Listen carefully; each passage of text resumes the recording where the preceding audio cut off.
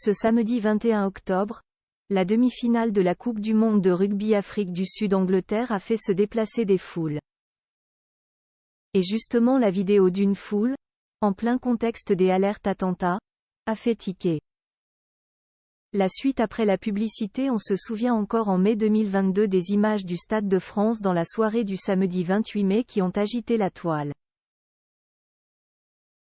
La finale de la Ligue des Champions, opposant le Real Madrid, équipe victorieuse, à Liverpool, était un vrai spectacle sauf pour tous les spectateurs munis de billets restés dehors.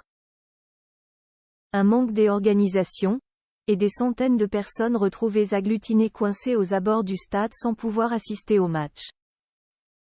Une masse de gens et un manque d'organisation à nouveau pointé du doigt à l'Accent-aigu-Tranger, après la demi-finale de la Coupe du monde de rugby.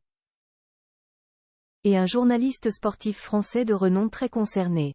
En effet, ce samedi 21 octobre, se jouait la demi-finale de la Coupe du monde de rugby entre l'Afrique du Sud face à l'Angleterre.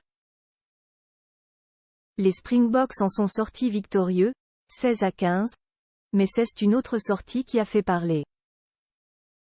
Celle du Stade de France. Puisque sur Twitter, on peut voir un journaliste anglais basé à Paris, Peter Allen s'inquiéter d'une vidéo où l'on découvre une foule de gens attendant les uns collés aux autres dans ce qui semble être une station de RER au Stade de France. Comment les Français permettent-ils encore cela autour du Stade de France après tout ce qui s'est passé?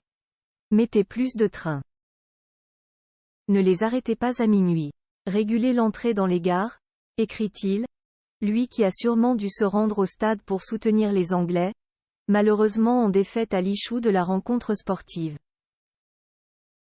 Un journaliste star de l'équipe indigné, une vidéo largement commentée et partagée, qui cumule déjà quasiment 1 million de vues. Et le journaliste Bernard Lyon, grand reporter pour l'équipe que l'on ne présente plus, n'a pas manqué de partager ce tweet à ses abonnés. Après les attentats ayant touché les abords du Stade de France, le 13 novembre 2015, et leur Jones attentat qui est de mise depuis quelques jours en France, ils sont nombreux à se poser la même question que le journaliste Peter Allen. Et à rappeler bien sûr la prochaine tenue des Jeux Olympiques à Paris de juillet à août 2024.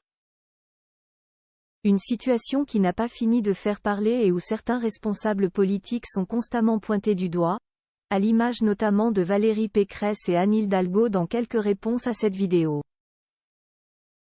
La suite après la publicité.